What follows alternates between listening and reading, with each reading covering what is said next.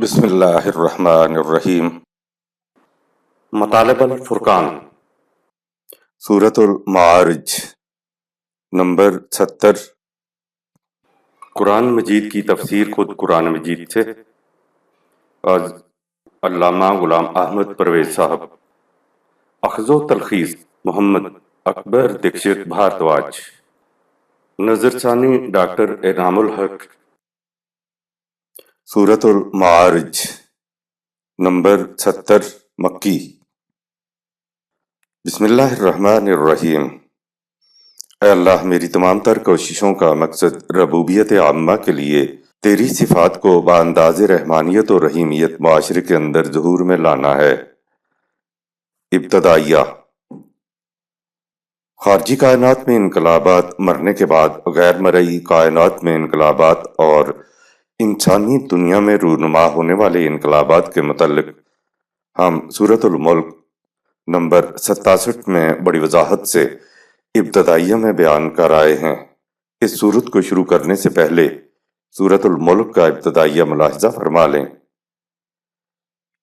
انسانیت یعنی انسانی زندگی کے لیے 3 لعنتیں، نوع انسانی کی تباہی اور غلامی کے 3 گوشوں کا عموماً قرآن کریم ذکر کرتا ہے۔ نمبر 1، ملوکیت۔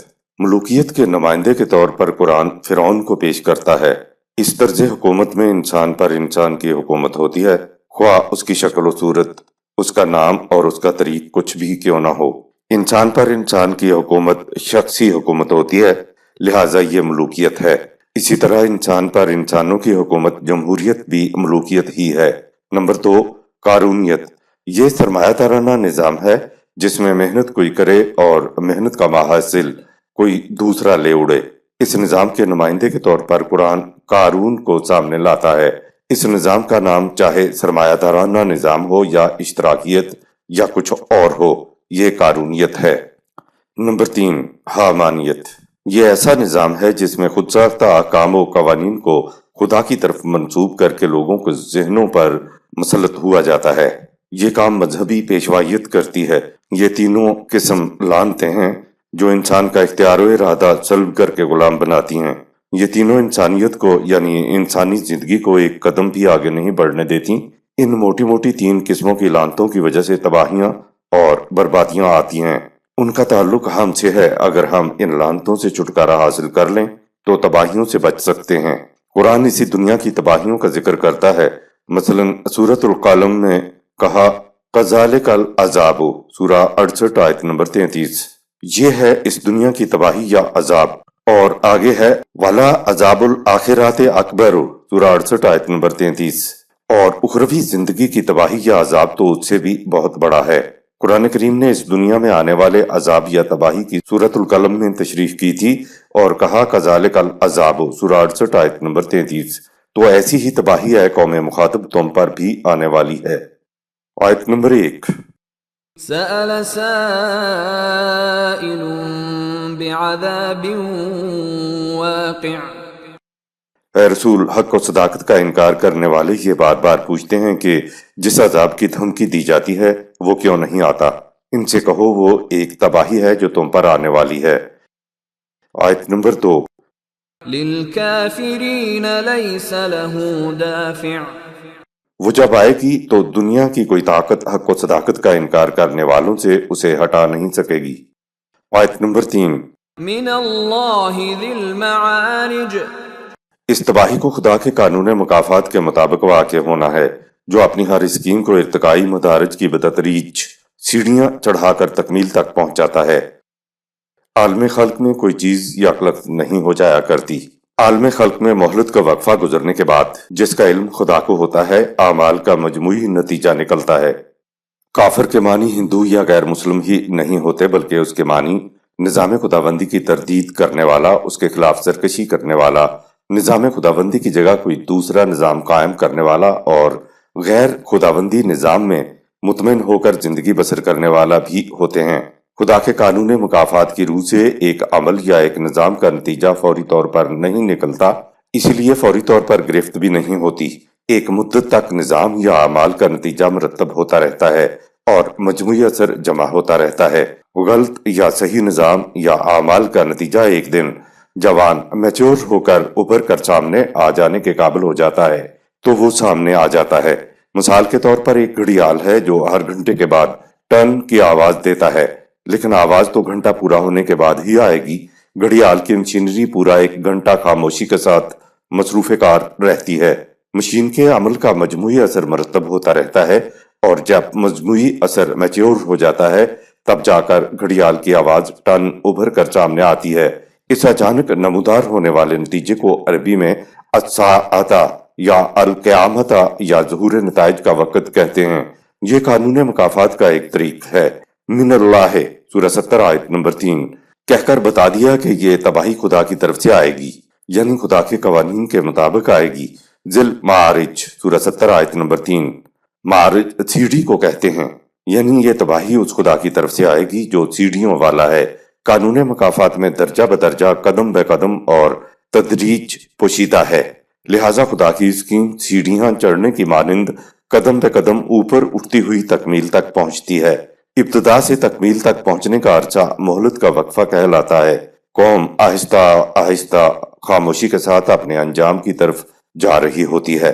قرآن نے ایک لفظ تشبیہاً المعارج کہہ کر قانون مکافات عمل کے سارے مراحل کو بیان کر دیا۔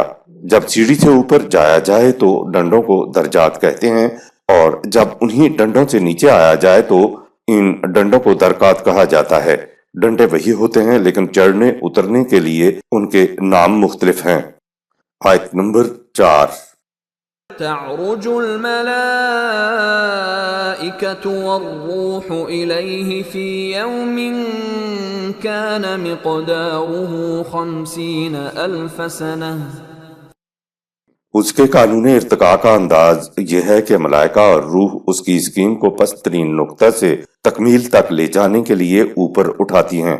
ارتقاء کا ایک ایک مرحلہ بڑی لمبی مدت میں طے ہوتا ہے، جس کی مقدار انسانوں کے شمار سے 50 ہزار سال کی ہوتی ہے۔ سورہ 22 آیت 47، سورہ 32 آیت 5، سورہ 35 آیت 10، سورہ 78 آیت 38، سورہ 97 آیت نمبر 4۔ الملائکہ تو وہ کائناتی قوتیں ہیں جو عالم خلق کائنات میں خدا کی اسکیموں کو تکمیل تک پہنچانے کے لیے سرگرم عمل رہتی ہیں۔ الروح ایک معنی ہے وحی، اور دوسرے معنی ہے وہ توانائی جو خدا کی اسکیموں کو خدا کے ارادے کے مطابق عالم امر میں طے کر کے اسے عالم خلق میں بھیجتی ہیں۔ عالم امر کی روح توانائی کے متعلق ہم کچھ نہیں جان سکتے کہ وہ کس طرح روب عمل ہوتی ہے۔ عالم خلق میں خدا کا ارادہ یا اس کی اسکیم بہت آہستہ آہستہ پروان چڑھ کر تکمیل تک پہنچتی ہے۔ عالم خلق میں خدا کی اسکیمیں بتدریج تکمیل کو پہنچتی ہیں، لیکن عالم امر میں خدا کی اسکیم کے طے ہونے میں وقت ہی نہیں لگتا۔ عالم امر میں تو وقت کا شمار ہی نہیں ہوتا، وہ عالم ڈیوریشن لیس ہے۔ وقت کا شمار تو ہماری دنیا میں ہوتا ہے۔ ہماری دنیا میں ارتقاء کا ایک ایک مرحلہ ہزار اور بعض مراحل 50 ہزار سالوں پر محیط ہوتے ہیں۔ سورہ 32 آیت 5۔ عالم امر میں خدا کا کسی شے کے متعلق صرف ارادہ ہوتا ہے۔ اس ارادے کو کن ہوجا سے تعبیر کیا ہے، لہٰذا کن کا تعلق عالم امر سے ہے۔ عالم خلق میں ارادے کے پہنچ جانے کے بعد شے فیکون ہونا شروع ہو جاتی ہے۔ فیکون کا تعلق عالم خلق سے ہے۔ خدا نے ہمیں سمجھانے کے لیے کن فیکون کہا ہے، ورنہ خدا کن فیکون نہیں کہتا، کیونکہ کن کہنے میں بھی تو کچھ نہ کچھ وقت صرف ہوتا ہے۔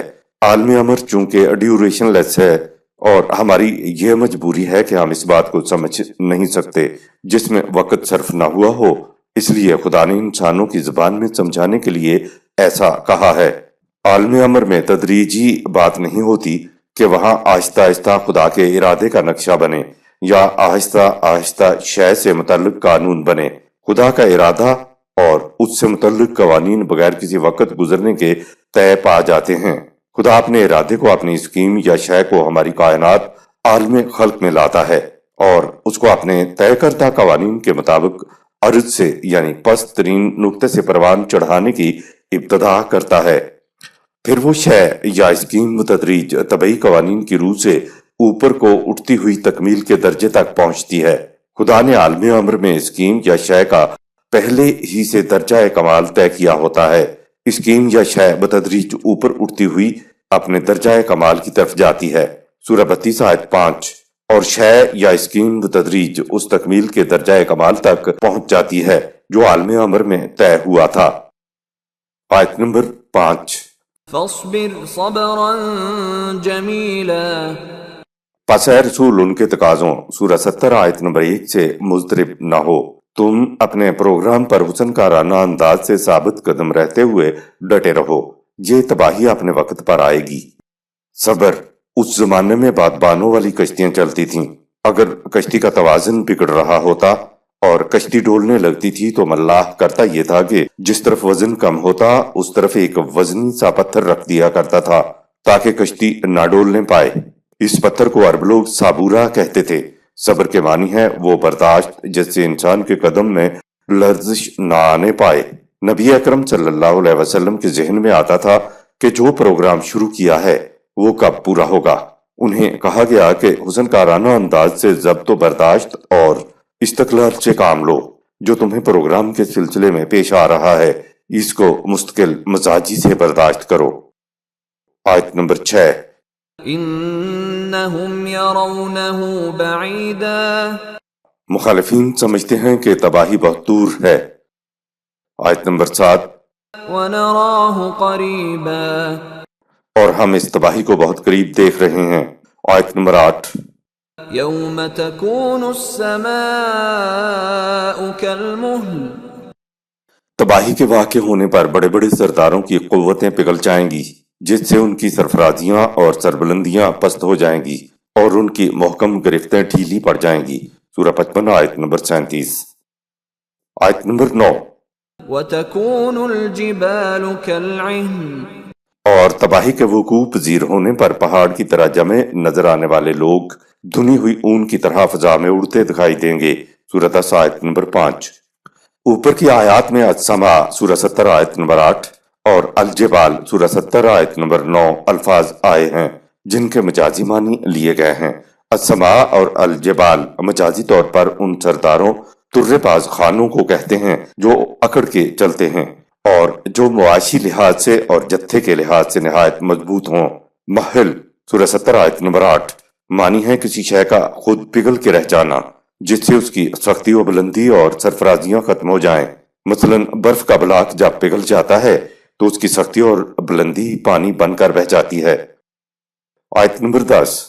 ولا يسأل حمیم حمیما، اور نفسا نفسی کا یہ عالم ہوگا کہ کوئی عزیز سے عزیز دوست بھی ایک دوسرے کو نہیں پوچھے گا۔ آیت نمبر 11۔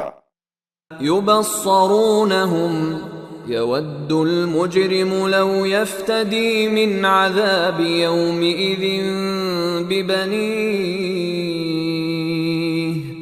دوست دیکھ رہے ہوں گے کہ وہ کس مصیبت میں مبتلا ہے اور مجرمین اپنے دوستوں کو دیکھ رہے ہوں گے کہ وہ ان کی کوئی مدد نہیں کرتے۔ آیات 12-13۔ وصاحبته وأخيه وفصيلته التي تؤويه، مجرم چاہے گا کہ وہ اپنے بیٹے، بیوی، بھائی اور دیگر خویش قبیلہ جو اس کی پناہ میں رہے کو فدیہ میں دے کر اپنے آپ کو عذاب سے بچا لے۔ آیت نمبر 14۔ ومن في الأرض جميعا ثم ينجيه، حتیٰ کہ وہ ساری دنیا کا مال و دولت دے کر بھی اس عذاب سے چھوٹ جانے کی خواہش کرے گا۔ آیت نمبر 15۔ كلا إنها لظى، ہرگز چھوٹ نہیں سکے گا، تباہی کے ایسے بھڑکتے شعلے ہوں گے کہ۔ آیت نمبر 16۔ نزاعة للشوى، جو انسان کی تمام قوتوں کو کھینچ کر نکال باہر کریں گے اور اسے عوض معطل بنا کر رکھ دیں گے۔ انہا لظا سورہ 70 آیت نمبر 15۔ ایسی تباہی کی آگ جس کے شعلے دور دور تک جایا کرتے ہیں۔ نزاعة للشوى سورہ 70 آیت نمبر 16۔ انسان کی توانائیاں کسی طرح سے کھینچ کے باہر نکال لی جائیں اور یوں اس کو کمزور کر دیا جائے۔ اس عمل کے لیے یہ الفاظ آتے ہیں مثلاً جسم سے خون کی 2 بوتلیں نکالنے سے جسم تو بظاہر ویسا ہی رہتا ہے، لیکن انسان اندرونی طور پر کمزور ہو جاتا ہے۔ ایسے عمل کے لیے نزاعتا للشوا کے الفاظ آتے ہیں۔ آیت نمبر 17۔ تدعو من ادبر وتولى وہ تباہی کچھ دور نہیں، یوں سمجھو کہ وہ تو آوازیں دے دے کر ہر اس شخص کو بلا رہی ہے جو نظام خداوندی سے منہ موڑ کر بھاگتا ہے اور گریز کی راہیں نکالتا ہے۔ آیت نمبر 18۔ وجمع فأوعى یہ وہ لوگ ہیں جو مال و دولت کو صرف اپنے لیے جمع کرتے ہیں اور پھر تھیلی کا منہ کس کر باندھ دیتے ہیں تاکہ دوسروں کے لیے اس میں سے کچھ نہ نکلے۔ سورہ 104 آیت 2۔ جمع فاؤ قرآن میں جہاں جہاں تباہیوں کا ذکر ہوا ہے اس کے آگے اس نے بتا دیا ہے کہ یہ تباہیاں کن اعمال کا نتیجہ تھیں اور وہ کون لوگ تھے جو تباہ ہوئے۔ جمع فاؤ یہ سرمایہ ترانہ نظام ہے۔ جمع میں سب کچھ صرف اپنے لیے سمیٹ لینا اور جمع کرنا ہوتا ہے۔ فاؤ اس کے معنی ہے کسی چیز کو کسی برتن میں ڈال کر اوپر ڈھکن سے اس طرح بند کر دینا کہ برتن کی شے کسی دوسرے تک نہ پہنچنے پائے۔ کس کے منہ باندھنا بھی اس کا مفہوم ہوتا ہے۔ آیت نمبر 19۔ ان الانسان خلق هلوعا وحی کی رہنمائی کو چھوڑ کر انسان یقیناً بڑا ہی تنگ دل، بھوکا اور بے صبرا ہو جاتا ہے۔ حلوعاً بہت زیادہ تنگ دل، بھوکا اور بے صبرا۔ یہ بات یاد رکھی جائے کہ قرآن میں جہاں جہاں بھی انسان یا الانسان کی یہ بات آئے کہ وہ ایسا ہے تو اس کا مفہوم یہ ہوتا ہے کہ اگر انسان وحی کی روشنی کے بغیر راستہ طے کرے تو وہ ایسا اور ایسا ہو جاتا ہے، یہاں تک کہ وہ جانور سے بھی بدتر ہو جاتا ہے۔ سورہ 7 آیت 189۔ ظالم، جاہل، متکبر وغیرہ انسان کہیں خارج سے نہیں بنتا بلکہ ایسا بننے کی اس کے اندر صلاحیت موجود ہوتی ہے۔ اگر انسان وحی کی رہنمائی میں اپنا نظم و نسق قائم نہیں رکھتا تو اس کی مذمومہ صلاحیتیں ابھر آتی ہیں اور وہ سیلاب بن جاتا ہے، لیکن اگر وحی کی روشنی میں چلے تو پھر وہ مرد مومن ہو جاتا ہے اور پھر اس میں مذمومہ صلاحیتیں نہیں ابھرتی۔ آیت نمبر 20۔ اذا مسه الشر جزوعا یقیناً ذرا سی تکلیف پہنچے تو یہ واویلا مچانا شروع کر دیتا ہے۔ تنگ دل ایسا کہ سب کچھ ہوتے ہوئے بھی نہیں ہے کہ رٹ لگائے رکھتا ہے۔ آیت نمبر 21۔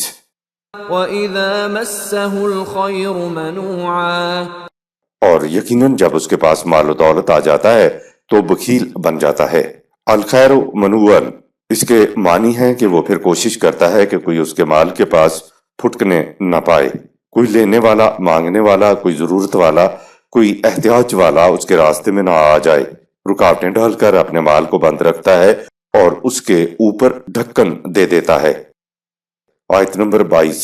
الا المصلين البتہ جو مسلین ہیں وہ ایسا نہیں کرتے۔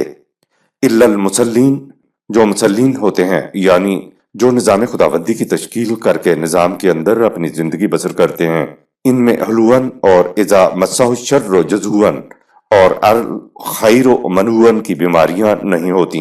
وحی کی روشنی میں چلنے سے ان کی مثبت صلاحیتیں ابھر آتی ہیں جن کا ذکر نیچے آ رہا ہے۔ آج مسلین یعنی نظام خداوندی کی تشکیل کرنے والا کوئی نہیں ہے۔ آج نمازیوں کی تو بہت بڑی تعداد ہے، لیکن نماز الصلاۃ انسان کو بخل اور غیر قرآنی باتوں سے نہیں روک رہی ہے۔ اقامت الصلاۃ کے لیے ملاحظہ فرمائیں سورۃ البقرہ کی آیت 3 کے تحت۔ آیت نمبر 23۔ الذين هم على صلاتهم دائمون یہ مسلین انفرادی مفاد کی بجائے نظام خداوندی کے پیچھے پیچھے استقلال اور التزام سے چلتے رہتے ہیں۔ کلمہ، نماز، روزہ، زکوٰۃ اور حج دین اسلام کے ستون ہیں، نہ کہ مذہب اسلام کے۔ الصلاۃ کچھ متعین اوقات میں ادا کرنے کے علاوہ دائمون یعنی ہمیشہ استقلال و التزام اور تسلسل کے ساتھ ادا کرنے کی چیز ہے۔ قرآنی تعلیم کے مطابق جو فرائض زندگی انسان پر عائد ہوتے ہیں ان کو تواتر کے ساتھ غیر منقطع انداز میں ادا کرتے چلے جانا الصلاۃ ہے۔ الصلاۃ ایک وسیع المعنی لفظ ہے۔ نظام صلاۃ میں یعنی دین اسلام میں یہ رکعتوں والی نماز کی ہیئت اور شکل اور وقت بھی نظام کا سربراہ مقرر کرتا ہے۔ قرآن نے مرئی الصلاۃ کی حیات مقرر نہ کر کے اسے وقت کے نظام کے سربراہ پر چھوڑ دیا ہے، اس کو باہمی مشاورت کے ساتھ مقرر کرے۔ اکثر کہا جاتا ہے کہ دین کے 5 ستون ہیں: کلمہ، نماز، روزہ، زکوٰۃ اور حج۔ جس نے بھی کہا بالکل ٹھیک کہا ہے، یہ 5 ستون دین اسلام کے ستون ہیں۔ لیکن آج جب کہ دین اسلام روئے زمین پر کہیں موجود نہیں ہے تو ان ستونوں کو مذہب نے اپنے ستون بنا لیا ہے، کیونکہ یہ دین نظام کے ستون تھے، مذہب کے ستون نہیں تھے، اس لیے مذہب میں یہ ستون کوئی نتیجہ بھی پیدا نہیں کر رہے ہیں۔ صلاۃ کے بنیادی معنی ہیں کسی کے پیچھے پیچھے مسلسل اور متواتر ایسے چلتے چلے جانا کہ آگے والے اور پیچھے والے میں فرق نہ ہو، لیکن پیچھے والا رہے پیچھے۔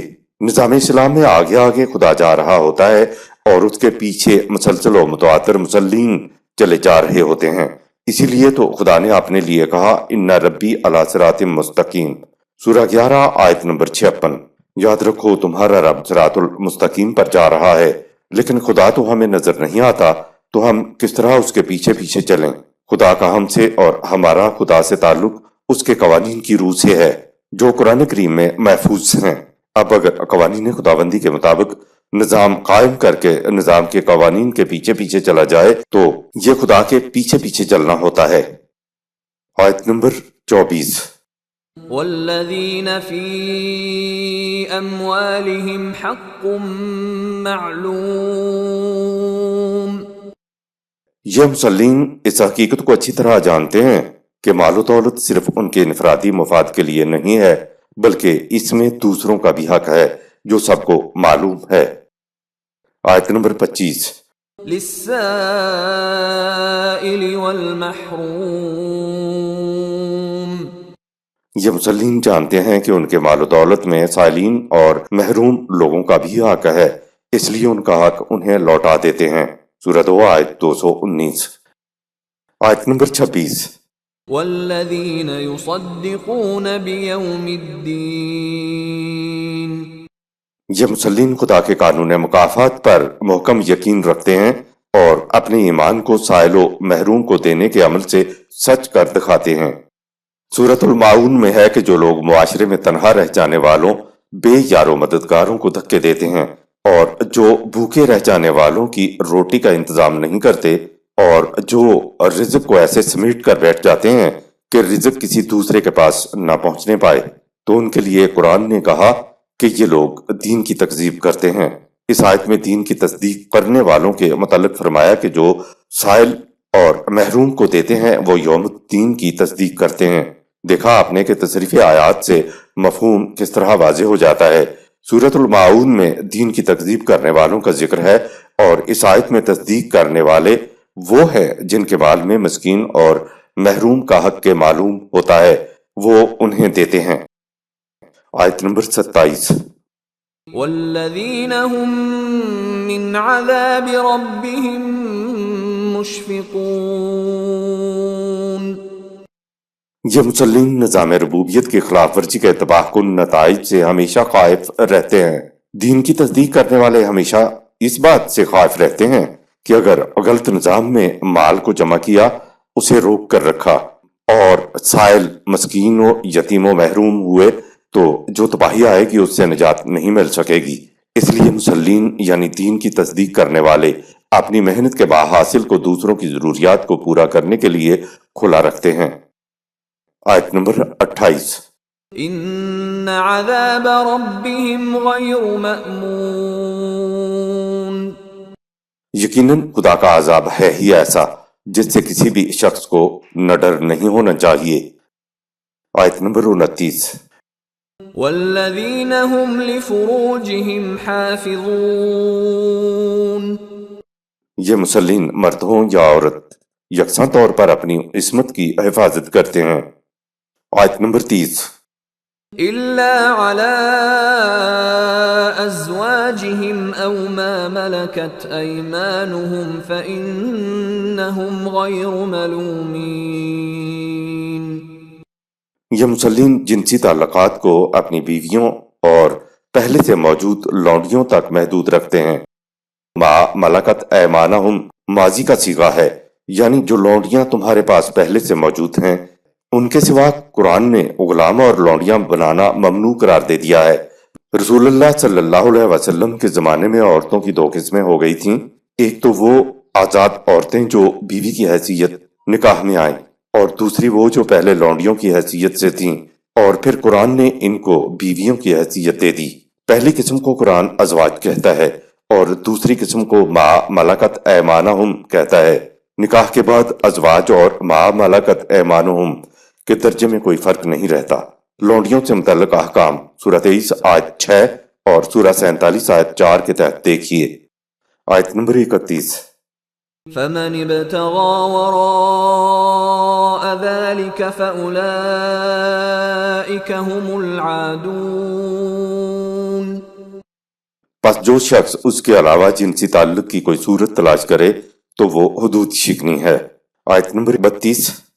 والذین هم لأماناتهم وعهدهم راعون۔ یہ مصلین اپنی امانتوں کی حفاظت کرتے ہیں اور اپنے انفرادی، قومی اور بین الاقوامی وعدوں کے مطابق عائد ذمہ داریوں کا پاس رکھتے ہیں۔ سورہ 23 آیت نمبر 8۔ آیت نمبر 33۔ والذین هم بشہاداتهم قائمون۔ معاملہ عدالت کا ہو یا زندگی کے کسی بھی کوشش سے متعلق ہو، یہ مصلین حق و انصاف پر قائم رہتے ہوئے شہادت دیتے ہیں۔ آیت نمبر 34۔ والذین هم علی صلاتهم یحافظون۔ مختصراً یہ کہ یہ مصلین قوانین خداوندی کے مطابق اپنے فرائض زندگی کو انجام دہی کی نگہداشت کرتے ہیں۔ آیت نمبر 35۔ اولئک فی جنات مکرمون۔ اوپر مذکور یہ وہ لوگ ہیں جو دنیا اور آخرت میں باعزت جنتی معاشرے کے مستحق ہیں۔ سورہ 23 آیات 1 تا 11۔ آیات نمبر 36 37۔ فما للذین کفروا قبلک مہطعین عن الیمین وعن الشمال عزین۔ ان کافروں کو کیا ہو گیا ہے کہ دائیں بائیں سے لپک کر گروہ در گروہ تیری طرف چلے آ رہے ہیں۔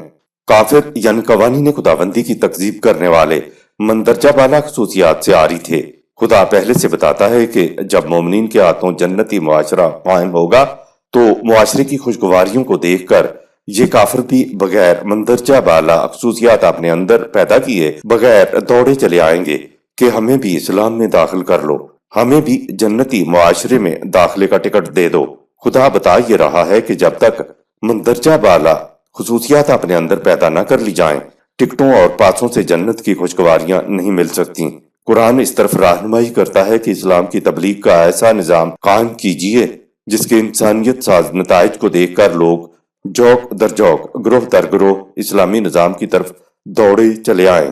سورہ 110 آیت 2۔ آیت نمبر 38۔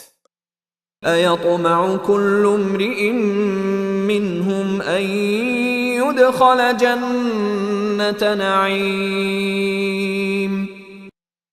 کیا لپکار آنے والوں میں سے ہر ایک یہ توقع رکھتا ہے کہ بغیر روش بدلے نمائے جنت کے حقدار ہو جائیں گے؟ آیت نمبر 39۔ کلا انا خلقناہم مما یعلمون۔ قوانین خداوندی کے مطابق روش بدلے بغیر دنیا و آخرت میں ایسا ہرگز نہ ہوگا۔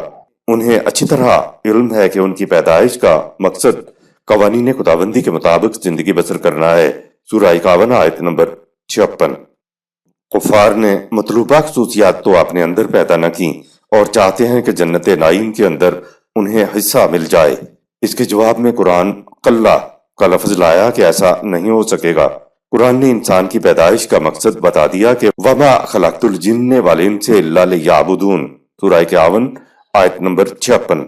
خدا نے غیر مہذب صحرا کے خانہ بدوشوں کو اور مہذب شہری آبادی کو اپنے قوانین کی اطاعت کرنے کے لیے پیدا کیا۔